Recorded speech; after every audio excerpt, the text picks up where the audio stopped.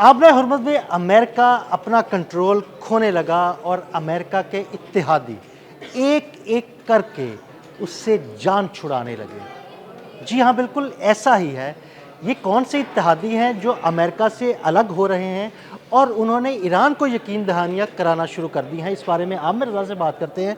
आमिर भाई, एक अहम खबर सामने आई है, कुछ अमेरिकन इत्तेहादी हैं, उन्होंने जनाब ईरान को यकीन दहानियाँ कराना शुरू कर दी हैं।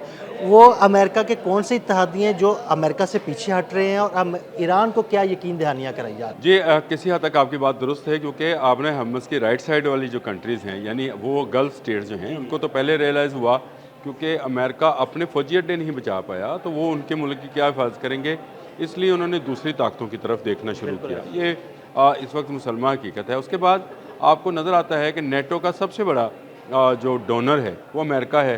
सबसे ज़्यादा पैसा उसका है, सबसे ज़्यादा असला उसका है, सबसे ज़्यादा बनाई उसने नेटो जी, थी। बिल्कुल।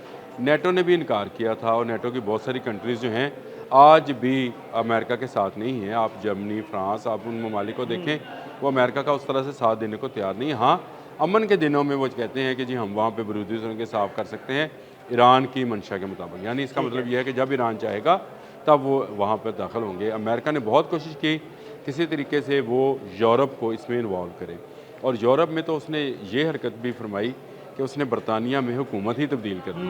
केयर स्टार्मर क्यों नहीं कर रहे थे तो एंडी बर्नहम को वो लेके आया।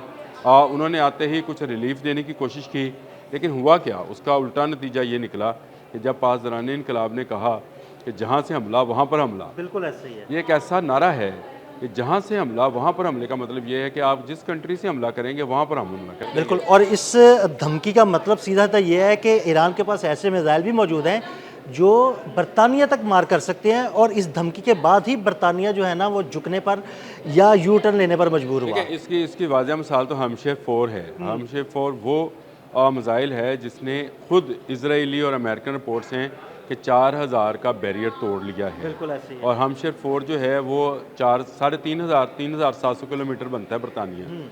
मैं लंदन की बात हाँ जी, कर रहा हूँ। बिल्कुल। तो इसका मतलब ये है कि ईरान की लंदन तक रसाई है, बिल्कुल यानी ऐसे ही वहाँ तक उसका मिसाइल जा सकता है। तो ये एक ऐसी थ्रेट थी कि जहाँ से हमला वहाँ पर हमला। ये इसने उस बरतानिया को मजबूर किया। बरतानवी वज़ीर ख़ारजा ना सिर्फ अपने मुल्क में बोले बल्कि अब मुल्क मुल्क जाकर बोल रहे हैं कि 80 नहीं आ हाँ जी, बिल्कुल, हमारा कोई नहीं है, मामला नहीं है और हमारी कोई जंग नहीं है ईरान के जंग साथ। नहीं है। और ये जो अड्डा है ये बहुत पहले से उनको अमेरिकन को दे रखा है। ये यहाँ पर अपनी वो फौजी मशक़ें करते रहे हैं, जहाज़ उड़ाते रहे हैं।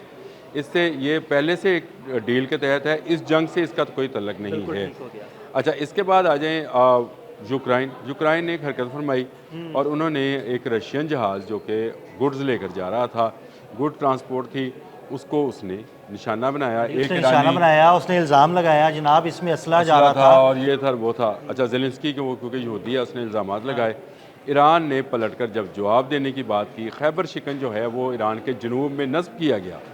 मैं आपको हकीकत बता रहा हूँ, ये बहुत सारे लोगों को अंदाज़ा नहीं था कि ईरान अपने जनूब की तरफ जो से था मुतमईन था क्योंकि उस तरफ रशिया है, यूक्रेन है, रशियन स्टेट्स हैं और कैस्पियन है। कैस्पियन में कोई अमरीकी जहाज़ या अमरीकी नहीं है, ऐसे ही है। इसलिए उसने जनूब की तरफ कभी तवज्जो नहीं दी थी। लेकिन अचानक से पासदारान इनकलाब ने आपने हरमज़ की तरफ को जंग को रोका और जनूब की तरफ मुतवज्जा हुए। जैसे ही मुतवज्जा हुए यूक्रेन ने हाथ खड़े कर दिए। बिल्कुल।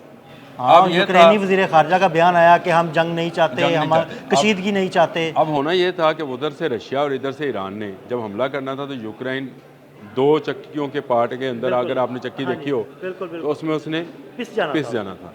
अब उससे उसने मिन्नत तरले पे आया और उसके बाद उस वहाँ के वज़ीर ख़ारजा ने बाकायदा अब्बास अराग़ची को फ़ोन किया और बताया कि ये गलतफ़हमी का नतीजा था जिससे ये हुआ। तीसरा मुल्क आता है बुल्गारिया। जी, बिल्कुल। अच्छा, वैसे हैरत की बात है, बुल्गारिया का नाम क्यों इस सारी जंग में आ रहा है? फ़ौजी अड्डे के लिए। अच्छा। देखें, मिडल ईस्ट के अड्डे जो हैं ये सारे के सारे, अगर आप उसको ईरान के वेस्ट में हैं ये, मैंने जब आपको बताया हाँ कि जी, ये राइट बिल्कुल में तो ईरान के वेस्ट वेस्ट में। वेस्ट में आते हैं। ईरान के ये जो नॉर्थ और साउथ वाला इलाका है, इस तरफ इसके रशियन स्टेट्स आएंगी, यहाँ तुर्की आएगा, या फिर यूरोप का वो हिस्सा जो तुर्किया के साथ साथ बिल्कुल ऐसे। बुल्गारिया वगैरह आएंगे। तो वहाँ से भी अमेरिका को एक फ़ौजी अड्डा चाहिए। बहुत जल्द आप देखेंगे कि ईरान जो यूके है, बरतानिया, ये इनकार करेगा कि उसकी फ़ज़ा को ईरान के ख़िलाफ़ इस्तेमाल ना किया जाए। हालांकि मैंने इससे पहले एक व्लॉग भी किया था जिसमें बरतानिया ये कह रहा है कि 40 ममालिक की एक कॉन्फ्रेंस बुलाई जाए, आपने हरमुज़ पर एक जो है वो एक कंट्रोल जो है या इंटरनेशनल वाटर जो है इनको फ्री किया जाए। ईरान इस पर तैयार नहीं हुआ। आज के दिन तक 2 हफ्ते गुजर गए इस बात को, लंदन जो है डेट अनाउंस नहीं कर सका उस कॉन्फ्रेंस, बिल्कुल ऐसे ही है, ऐसे ही है। क्योंकि फिर लंदन ने बराह रास्त, लंदन से मुराद मेरी यूके हाँ जी। गवर्नमेंट है, कि इसने बराह रास्त जो है यूके ने निशाने पर आना था ईरान के। ये एक ऐसा खौफ है जो कि किसी ज़माने में अमेरिका का था कि यार दुनिया में जो करा रहा है अमेरिका करा रहा है, डरो इससे। ये खौफ ईरान ने फैला दिया है। तो ये एक बड़ी कामयाबी है कि आप देखें कि एक के बाद एक अमेरिका के खुद इत्तेहादी जो हैं उससे जान छुड़ाना चाहते हैं। वो चाहते हैं कि अमेरिका जो है अब जिस तरफ जंग के जिस सूरत हाल में फंसा है ये फंसा रहे। ये हमें फंसाना चाहता है अपने हरमुज़ के अंदर, ये हमें फंसाना चाहता है बहरिया कैस्पियन के अंदर, ये हमें फंसाना चाहता है बहरिया अहमर के अंदर। हम इससे बाहर जाएं। देखें अभी भी मैं ये क्रेडिट देता हूँ सऊदी जो प्रिंस हैं मोहम्मद बिन सलमान, उनका ये क्रेडिट है कि इस जंग में जो डोनाल्ड ट्रंप भड़के मार रहे थे उन्होंने एक मरतबा फिर डोनाल्ड ट्रंप को बचा लिया। बिल्कुल ऐसे ही है। मैं यही कहूँगा हाँ जी, ऐसे ही है। कि वो क्योंकि वो कह रहे थे ना कि वो एक बहुत बड़ा हमला आप करूंगा, लेकिन वो बाद में जी के इत्तेहादी जो हैं मिडिल ईस्ट के, उन्होंने कहा जी कि हमला ना करें, इस तरह की बातें। जितना बड़ा हमला होगा उतना बड़ा रिएक्शन आएगा। ऐसे ही है। ये ईरान ने पहले 40 रोज़ा जंग में साबित किया, फिर ये 20-22 रोज़ की जो जंग जो 7 जुलाई से जो मुसल्लत की गई थी इसमें उसने साबित किया कि आप जहाँ से हमला करेंगे वहाँ पर मैं हमला करूँगा और जितना बड़ा हमला करेंगे उतना बड़ा हमला करूँगा। देखें इनके अपनी दिफाई क़ुव्वत जो है ये आहिस्ता आहिस्ता आहिस्ता आहिस्ता ख़त्म होती चली जा रही है।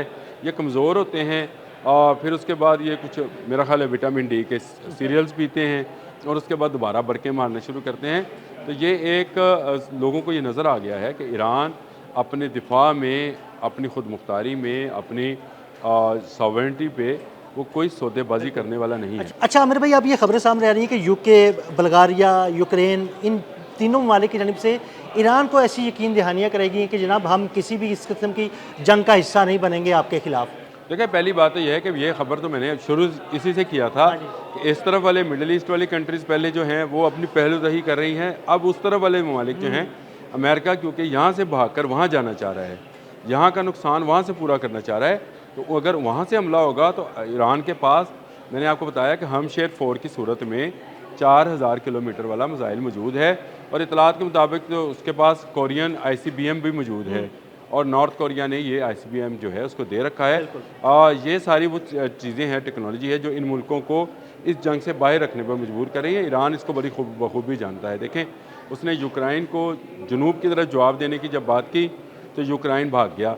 इसी तरह उसने यूके को बताया तो तुम्हारे मुल्क से मुझ पर बमबारी हो रही है और मैंने आपसे ये लफ्ज़ इस्तेमाल किए हैं कि आने वाले चंद दिनों में आप देखेंगे यूके ये कहेगा कि उसकी फ़ज़ा को, जिस तरह सऊदी अरब ने कहा था कि मेरी फ़ज़ा को आप ईरान के खिलाफ इस्तेमाल नहीं कर सकते, आप जहाज़ उड़ाना चाहते हैं उड़ाएँ, ज़रूर जिस तरफ जाना चाहते हैं जाएँ, लेकिन आप अगर इसको जंग में इन्वॉल्व करेंगे तो ये मेरी कंट्री पर हमला होगा। और अगर उसकी कंट्री पर हमला होता है तो आपको अंदाज़ा नहीं है इस वक्त यूके की इकॉनमी जो है वो बिल्कुल एक ऐसे उसको समझे कि किनारे पे है, बिल्कुल डावाडोल किनारे पे है और इसमें एक धमाका भी उसको नेगेटिव पॉइंट्स के ऊपर गिरा सकता है। तो ये यूके को बिल्कुल अंदाज़ा है, इसीलिए उसका वज़ीर ख़ारजा नगर नगर घूम के ये बात कर रहा है। यूक्रेन को अंदाज़ा हो गया कि जनूब की तरफ एक तरफ से रशिया, एक तरफ से ईरान हमला करेगा। तो ये मैं आपको बता चुका हूँ कि बुल्गारिया में भी अमरीकी फ़ौजी अड्डे को वो इस्तेमाल करना चाहते हैं और बुल्गारिया गवर्नमेंट जो है उसने हाथ खड़े कर दिए हैं। आहिस्ता आहिस्ता आप देखेंगे कि मिडिल ईस्ट में भी हाथ खड़े कर देंगे। और अगर देखा जाए तो इसराइल क्यों भाग गया, इस पूरी जंग में जो 7 जुलाई से मुसल्लत की गई थी इसराइल नहीं आया है, क्योंकि इसराइल को भी पता है कि अगर ये मुझ पर हमला हुआ तो मैं उस बैलिस्टिक मिसाइल्स को सिस्टम को नहीं संभाल पाऊँगा। इससे पहले ईरान साबित कर चुका है, उसने इसराइल के चप्पे चप्पे पर अपना मिसाइल के निशाना छोड़े हुए हैं। उन मिसाइल्स के नेचर से होते हुए अब इसराइल भी नहीं आएगा। तो देखा जाए तो आपने हरमुज़ में अमेरिका आहिस्ता आहिस्ता आहिस्ता आइसोलेशन की तरफ जा रहा है। बहुत शुक्रिया आमिर भाई। आमिर भाई ने बड़ी तफसील के साथ इस सारे मामले पर रोशनी डाली। ये भी बताया कि अमेरिका के अपने इत्तेहादी अब आहिस्ता आहिस्ता उससे पीछे हट रहे हैं। मज़ीद अपडेट्स के लिए मैं फॉलो करते रहें। अदील अहमद और आमिर रज़ा को इजाज़त दीजिएगा। अल्लाह हाफ़िज़।